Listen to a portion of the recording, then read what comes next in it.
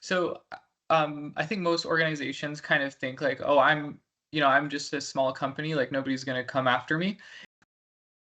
And one thing I wanted to double back on, because I think it was a really good point, and this is something even we face in our 9 to 5, right? And you hear all the time.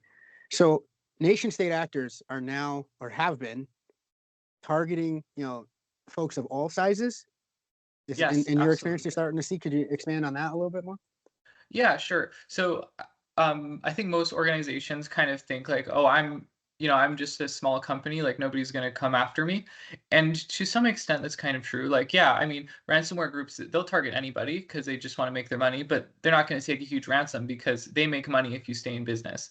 But with these advanced persistent threats, these groups, they're after information, and sometimes you may not even realize you've been breached, but they've just stolen information from you. And at least in the US, we do have like a lot of companies that do business with the federal government or do business with state governments, and so those companies aren't really under the same level of regulation as the actual government.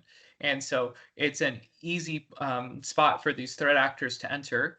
And oftentimes they will actually use these smaller organizations to pivot because they know that there's connections to other organizations, or if they, let's say, they're go after some kind of provider for, let's say, like Teams, right? If they Mhm. compromise Teams, then they can access anybody who uses Teams. I'm not saying Teams is compromised, but Sure. my point is, you go after a provider, you can access all of their clients.